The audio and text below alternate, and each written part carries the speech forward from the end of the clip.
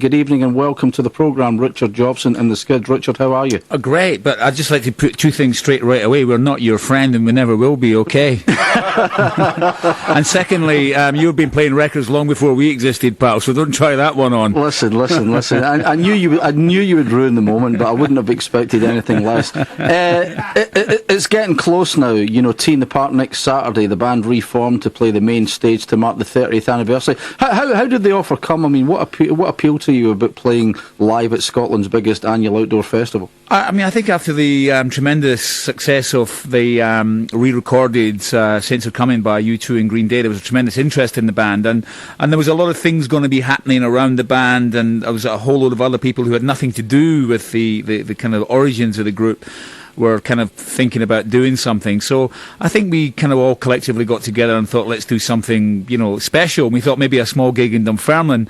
But, these things just grow and rumours grow, and suddenly the people from Tea in the Park came to us and said, you fancy doing a little slot with us? And I think at the time we didn't really think about it. We just said yes. I think now we've started to think about it. So the nerves are starting to kick in now. You had more or less kind of turned your back, because you're busy doing other things. You're now a very successful filmmaker, but you turned your back on sort of the music scene as such. What was it like when you got back into the rehearsal studio in Rosyth with all the guys in the band and sort of looked at one another across microphones and headphones? What was it like when you started playing those classic songs once again? Well, I think first of all it felt totally ridiculous. It's a bunch of kind of aging men in a, what we're doing here was the first thing that kind of crossed my mind. And then the guys had done a couple of days before I arrived, and then they kicked in with some of those riffs, and I don't know, the butterflies started rolling inside me again. I mean, it just felt very uplifting. It's weird because, the Skids music was very much off its time, and then it was replaced by a much more kind of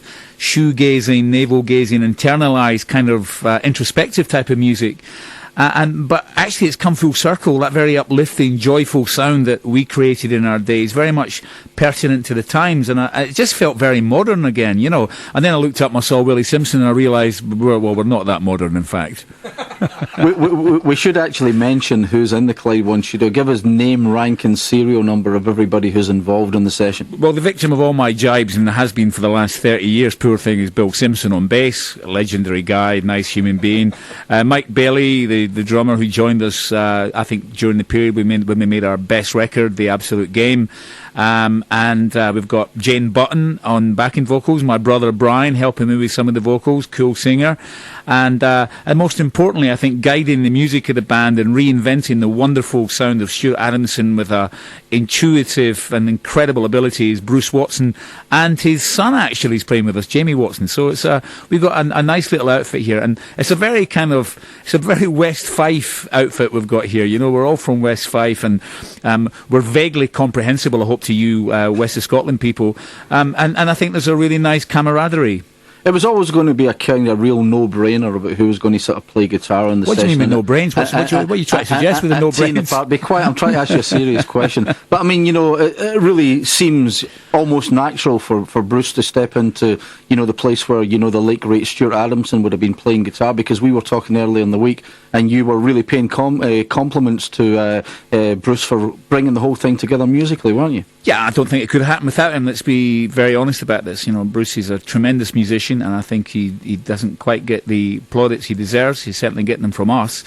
And without him, it just wouldn't work. And he understood the way Stuart Adamson played guitar, and obviously had a great friendship with Stuart, and really was tuned into the way that Stuart created that sound, because it was a very individual sound that Adamson created. It evolved from being a kind of series of punk cliches in the early days in late 76, early 77, into a very individual, idiosyncratic sound, which kind of almost had a kind of Scottish, folksy feel to it, but it also had a violence to it. And when you play that live, it just felt kind of euphoric to me. I mean, I was much more of a live person than I was a studio person. I mean, quite clearly my sense of timing and my dancing ability leaves much to the imagination.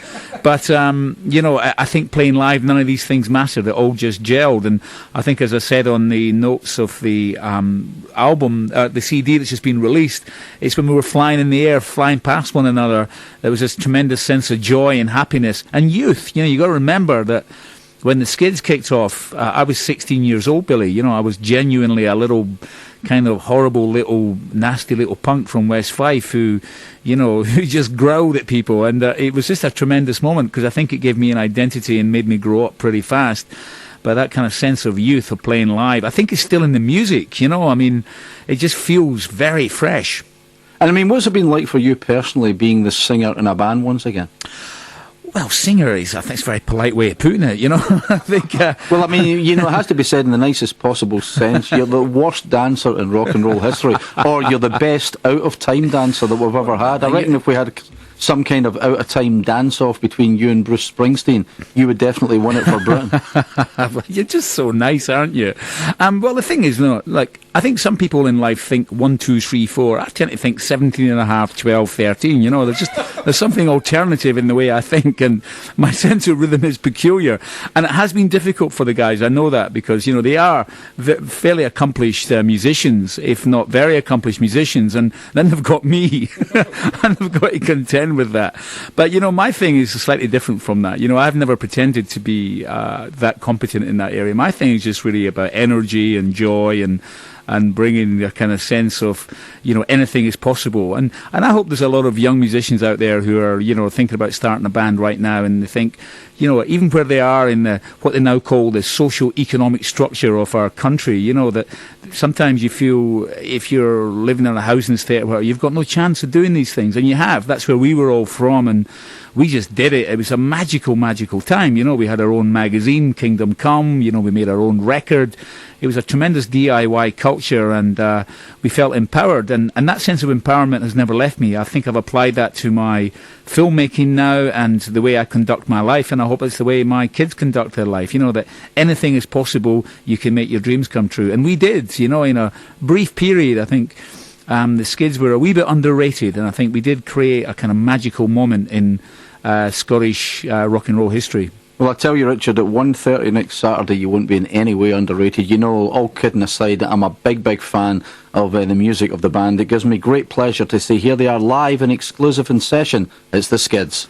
Okay, to kick off, one of my favourite songs we ever wrote from the first album, a powerful song for me, Melancholy Soldiers. Let's go.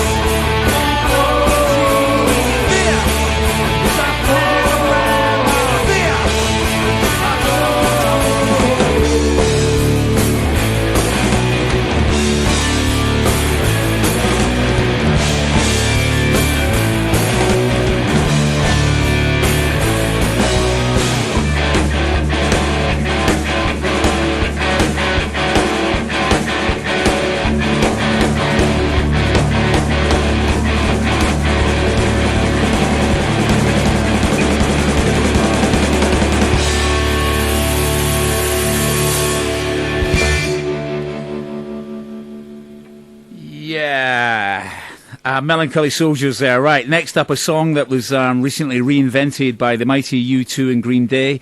A song that means a tremendous lot to me. It's a song that's about a lot of the guys in the area that I came from who were forced to find a trade, joining the army, and they didn't really want to find themselves in any battle zones. They just want to become car mechanics or whatever, and they ended up in terrible places. So I'd like to dedicate the song to two different areas. One, to all of the guys who are serving in Iraq at the moment, and we wish them well. And secondly, to my father, who recently died, and he's much missed.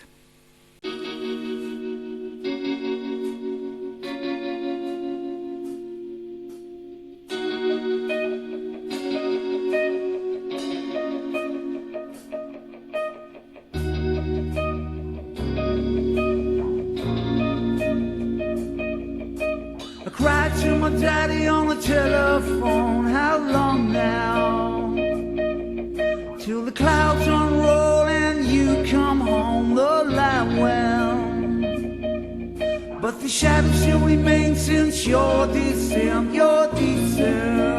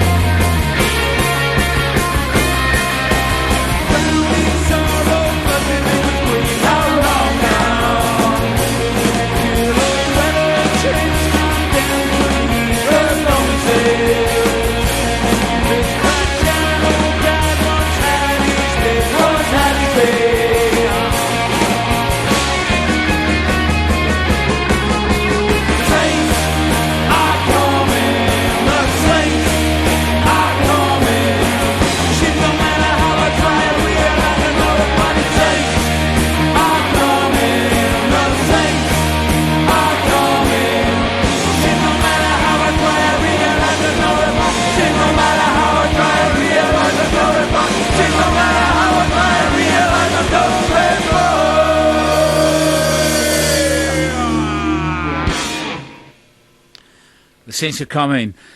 Next up, a song that I think was often misunderstood, but a song that means a lot to the band, and I'd like to apologise for some of the terrible clothes I wore during that period, and I think it took the focus away from that. Wouldn't you agree, boys? Yes?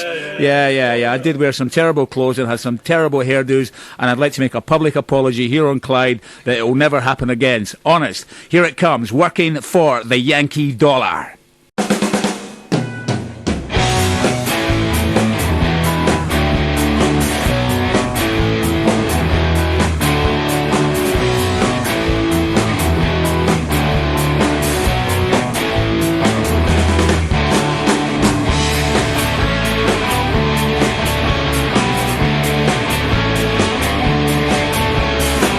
Remember the parties and I wish they'd never be. And as I held the rope on through the scope, I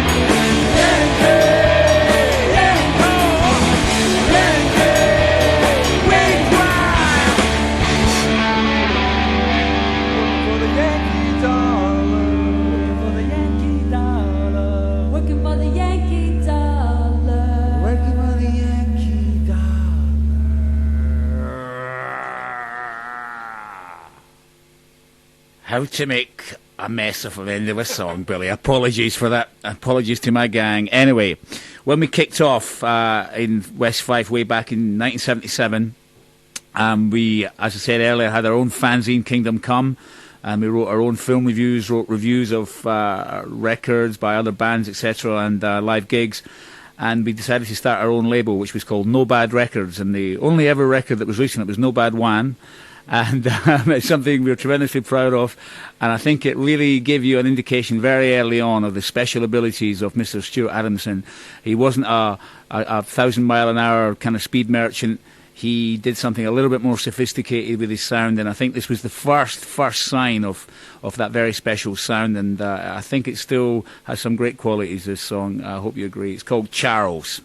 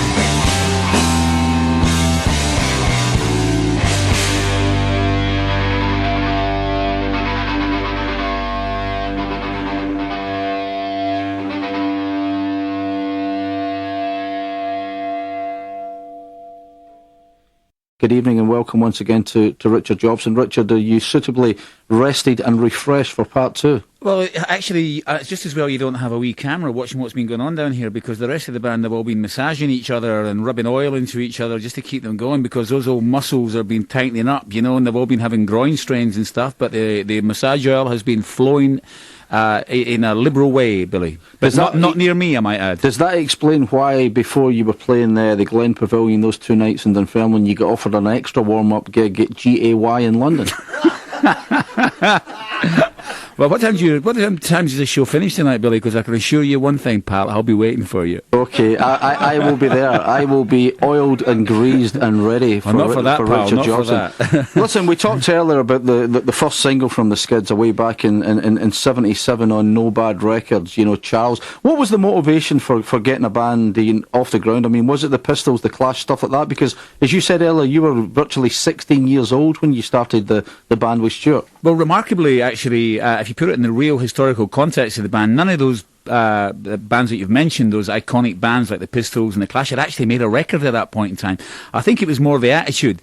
You know, what you've got to do is put it in the context of these groups that were the super groups at the time, you know, the Yes and the Genesis of the world and the Pink Floyds, and they meant absolutely nothing to us. You know, I remember being taken on a school trip to see a band called Bartley James Harvest, and I nearly was sick on my shoes. You know, I knew straight away that this was not for me.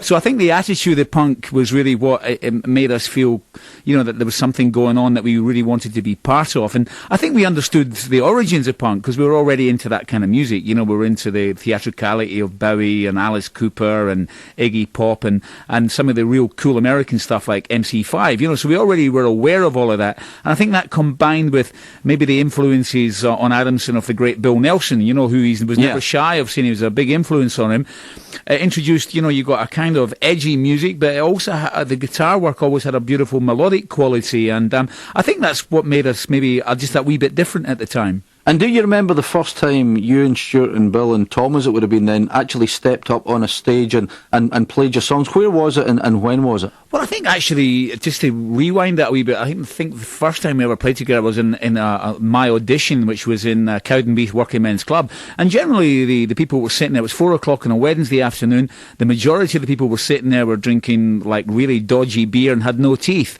And then there was us. And I thought this is the way it was going to go. You know, this was the audiences of the future. And they had this really cool guy on before me doing the audition who was a kind of Brian Ferry clone, and he could really sash his hips and he flicked his hair to the right and the left, and he really could sing in tune.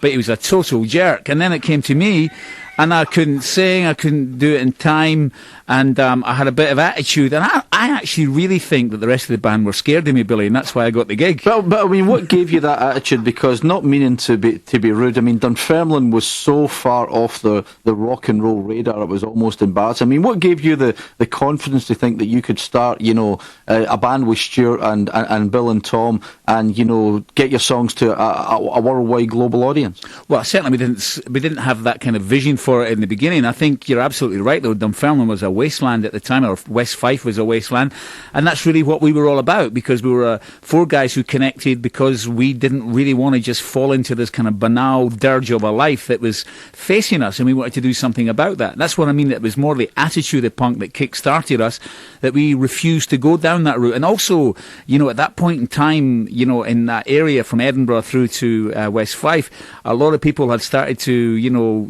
started to use heroin, and there were heavy alcohol abuse was going on. And I think we wanted to circumnavigate that. We didn't want to be part of that, you know. So I think this was the reason for the connection in the beginning. But then I think certainly the way Stuart was undoubtedly the leader of the band in the early days, when he really kind of brought us together and created a kind of homogenized, cohesive sound. I think later on, when it became a live thing, we all had our own way of showing what we had and what we were all about. But certainly Stuart really pulled us together and created a very special sound. And I think it's that gave it the platform to go to a wider audience. But for us, I think we just didn't want to be like everybody else. We didn't want to, you know, like I said to you earlier, I didn't want to join the army, and that was the only thing available to a lot of young guys in that area at the time. And I didn't want to go down the mines like my father, or, you know, I didn't want to work in the dockyard. So there was not a lot going on for a young 16-year-old. And then suddenly this happened, and, you know, the world became your stage very quickly. And, you know, again, you know, you don't really think about these things at the time. You're 16 years old, and it's just a blast. And plus the fact I was a big, ugly guy, and suddenly loads of birds were interested in me, Billy. That's the truth. I mean, let's cut to the quick. All this philosophical ranting nonsense. The reality is, you know, you're in a band, you got a guitar, or Stuart had a guitar. I used to walk about the town with my microphone, just in case. You know, as they say, those girls you're talking about, they should go to Specsavers, because that's the only saving grace for them. We talked a second ago about, you know, the first gig that you ever played in that, you know, Working Men's Club at 3 o'clock in the afternoon. The first time I saw the Skids, when you opened for the Stranglers at Clouds in Edinburgh. But when was the first time you and the guys in the band suddenly thought, you know, something's happening here? Was it a gig? Was it a record? You know, was it a great review in the NME? What was it? I think the moment for me when I really felt that the band were really going somewhere was when I was on stage supporting The Clash, and I looked down and Mick Jones was standing with his arms folded, nodding and tapping his foot and smiling at me, and I thought, right, we're going somewhere. There's the mighty Mick, and he's looking up and he's giving me the thumbs up. And, you know, and he chatted to me afterwards, and he told me, you know, concentrate on the rock and roll aspects of what you're all about, and you guys will fly. You really got something special. And I think that was the moment. And that actually was in our hometown in Kinema Ballroom in Dunfermline. And we'd already done a whole series of gigs in different parts of Edinburgh and Fife. And actually, there was a guy at that time, just to quickly diverge in another area, there was a guy called George Duffin who used to book bands. Yeah, I remember George Duffin, and he booked us into a barn dance once in Perth, and we turned up there, and there was all these big kind of rugby player tutors, and then we turned up, all these dirty, smelly little punks from Dunfermline, and we let them have it, Billy, but they battered us. And it wasn't a memorable gig and such, but I think the Clash gig was the really big moment for me, because as I said, Mick was watching, and he even remembers that now. He remembers that evening as well as I do, and it was a magical moment. It was a big moment for you when you got the call from The Edge saying, we're in Abbey Road, I'm here with the guys from Green Day, we're recording The Saints Are Coming. Just tell us again what happened, just to sort of recap on how The Saints Are Coming thing came about. Well, it happened very quickly. I mean, I got a call, and I was out pitching a movie that day. It hadn't gone particularly well, and, it's a very tough industry, that one, and I was a bit down in the dumps, and a phone call came through, and I thought it was my brother Michael, who's a bit of a wind-up merchant, putting on an Irish accent, because he's got a really dodgy Irish accent, and I thought, this is a really dodgy Irish accent. Then I suddenly was about to say something, I realised actually it was The Edge. So I wasn't about to say to him, hey, listen, The Edge, you've got a really dodgy Irish accent. That would be the mistake. But he was a very gentle, humble, kind man, and he told me about the charity Music Rising and how they really wanted to do something about the kids who had lost their musical instruments during the tragedy of Hurricane Katrina. And they had decided, because the football team in New Orleans is called the Saints, and of course most of the people housed during that tragedy was in that infamous place, the Dome, which is where the football team play. They wanted to do a gig there on the opening night of the American NFL season, and they were going to play, and it was going to be the largest audience in American television history, and they wanted to play The Saints Are Coming because obviously, and they also felt the lyrics in a weird way were pertinent because of the lines like a drowning sorrow floods the deepest grief, how long now, and they had reinterpreted the song in a very pertinent way to that particular tragedy. So of course, I said, of course, please use it and do what they wanted to change a few lyrics, and they were asking for my permission to do that.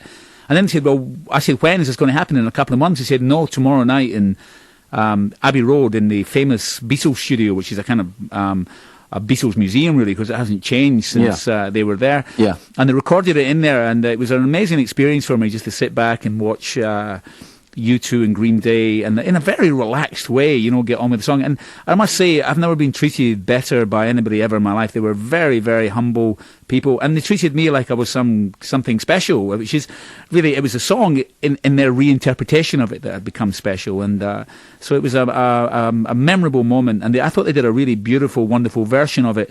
They said to me, what do you think we should remember about the original version?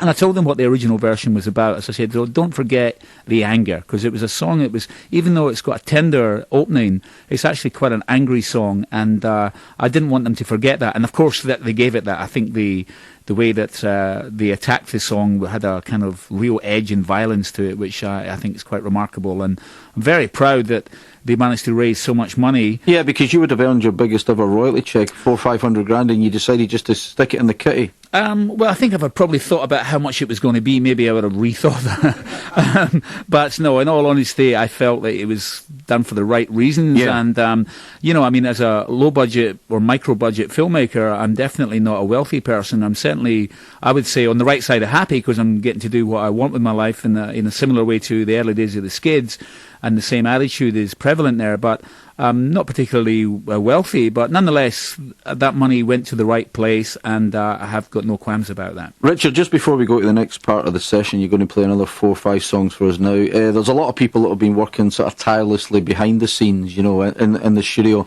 and in our truck. Let's give them a bit of a name check and a bit of a recognition. Oh, God, I mean, compared to a star. And they're all such a bunch of jerks that I've forgotten all their names anyway, Billy, so there's absolutely no way. But, the crew have been working the they have. The crew, there is a really tremendous bunch of people, and I think too many people to mention, Billy, actually. There's actually hundreds of them out there, but they have been absolutely brilliant and have done an amazing job. And, I think in many ways it's also that particular layer that makes you feel very confident about this, that you can feel that they're getting off on this kind of reinvented sound that still feels young and fresh, and I think they're as excited as we are, and they're incredibly positive. They're always coming in and telling us like this is going somewhere. So they've been brilliant. But they are a fantastic bunch of people. Now, next Saturday, Tea in the Park, the main stage, the 30th anniversary of the Skids. You're in the very bizarre position that you make your Tea in the Park debut with your farewell gig. If it goes amazingly well, is that definitely it as far as you're concerned for the Skids? Will we see the Skids perform ever again in any way, shape or form? I can't think so, and I think that will definitely be it. But you know, people who've said never and never say never again. But I can't think so. I mean, we did this for the right reasons, Billy. This was not to go out and be mercenary like a lot of these people who get back together. And I've seen a lot of bands from that era playing, like the Buzzcocks and a few others, and it doesn't set my heart alight that they don't have, they're doing it for the wrong reasons, I think, personally anyway. So I don't think that we would go down that route, because we're not mercenary people. We're doing this for the right reasons. We're doing this as a celebration of what we were all those years ago, celebrating the music. We're paying homage to the great Stuart Adamson. And I think as a bunch of friends, we just want to go out with a bit of fun and a smile on our face, So I think that's the reasons behind it. There's nothing... I don't think we see a career out of this, and neither should we. So I would think that the gig on Saturday will be it, and it'll be sad because it's been a brilliant last few weeks rehearsing again and reinventing the songs, and they've got a tremendous quality that I forgot how much it meant to me, and also I think probably I've been somewhat dismissive of that period because everybody else has been dismissive of the Skids during that period. So it's very easy for me to just go along with that. But I think by doing this, it's me fighting back a little bit and trying to get the territory that probably we kind of deserve. We did something remarkable. We came out of nowhere, a bunch of kids, and we created a sound and we had a bit of attitude and we did something special for a short period. I don't think we were ever brilliant, but I think we were pretty good. And I think we deserve our little place. So I fought back, and so have the rest of the guys fought back for that right, and hopefully we'll get it. Richard, I can tell you're more than pretty good. You deserve your place. It's a great place as well, and you're going to be live at Tea in the Park next Saturday night. All kidding and joking aside, it's fantastic to have a band with that refreshing attitude and approach to making music. And for the second time tonight, it gives me enormous pleasure to say here they are live and exclusive in session. It's the Skids. Okay, here's one that we did in the very early days, a song that captured the strange kind of mood and atmosphere of the part of the world that we came from, and the east of Scotland. It was the western part of Fife and the part of Edinburgh where this kind of strange new drug culture was creeping in, and we wrote a song about that, and it still feels pretty fresh today, to me at least. It's called Out of Town. Here we go.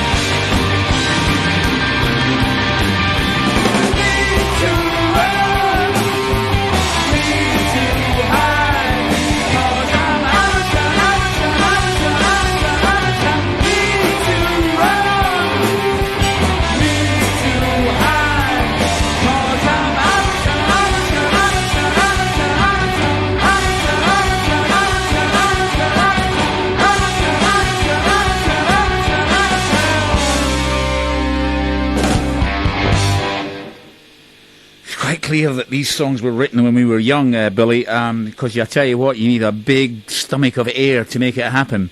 Next up's a song that I love very much in our in the kind of whole array of different types of songs that we wrote over the period, and very different types of singles.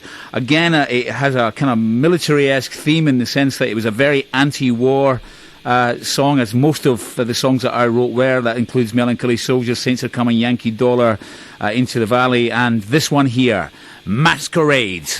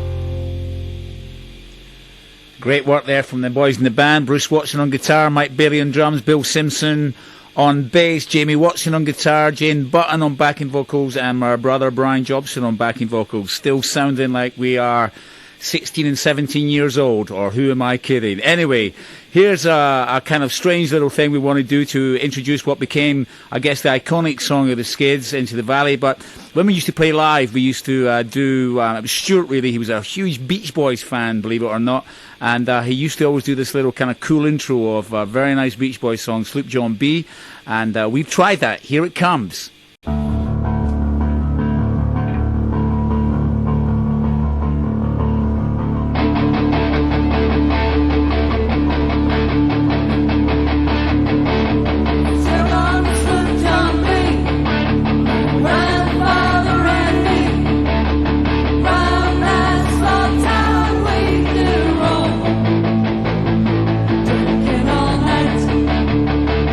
Got into a fight.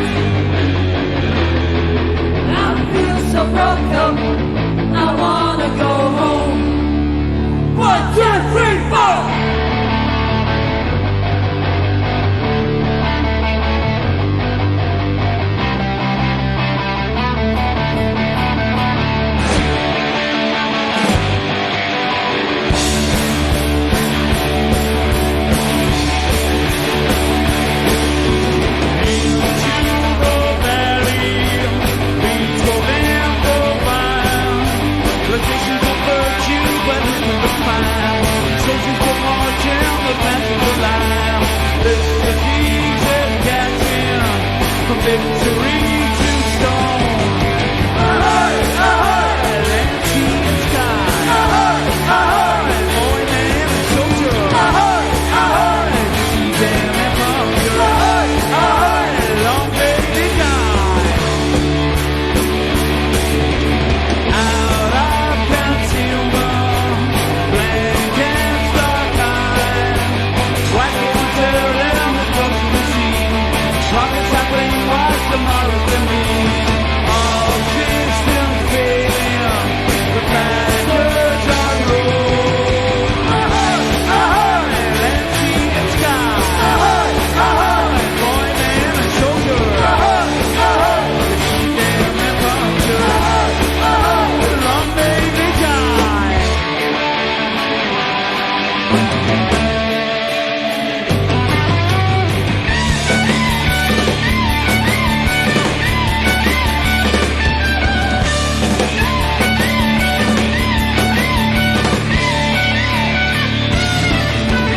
Time for the idea, gather and twirl.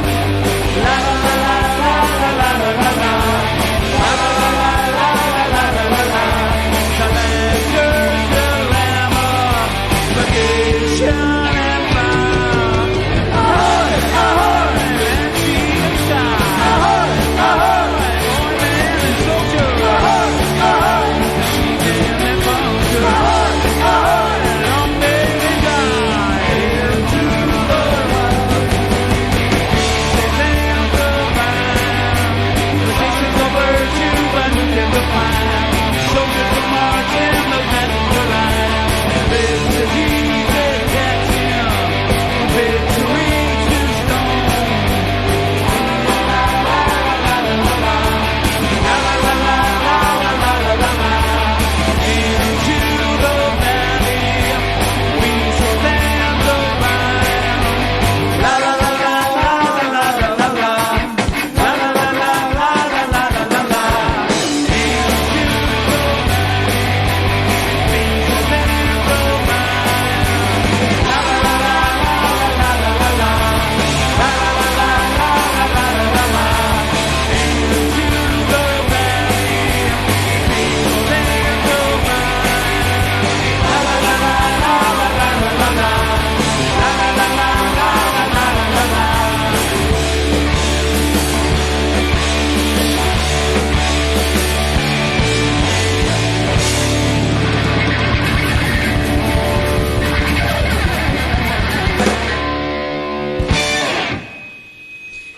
Yeah. Okay.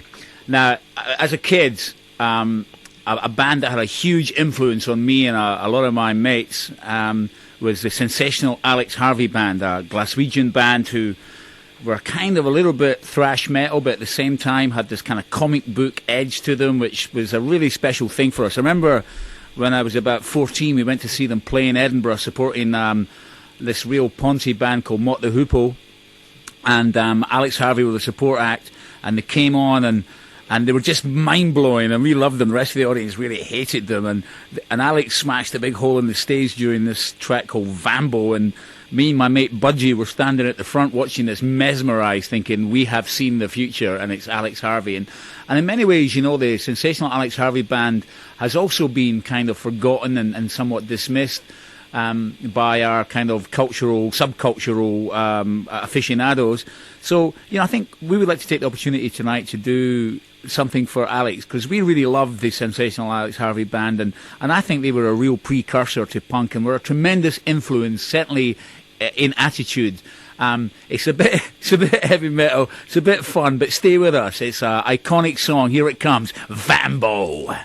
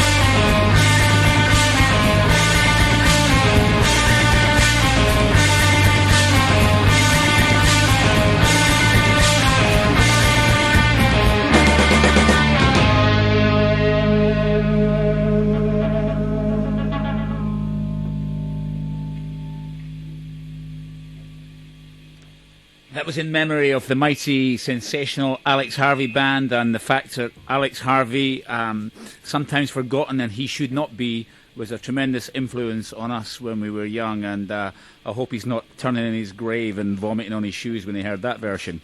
Anyway, we've come to the end of it. It's been a wonderful experience, so we'd like to thank Clyde and thank Billy Sloan for his kindness and generosity and the invitation to come along and play tonight and try our best to do something that sounded relatively fresh. And you're right, we should also thank the people who've been helping us behind the scenes and working mercilessly and timelessly, which is Willie Talker, John Ramsey, Dave Morgan, Willie Richardson, our tremendous white van video director, and Sean Condy, Michael Whelan, Simon Glynn, and Andrew Thompson, and of course the man who put it all together, the mighty, quite literally, Michael Jobson.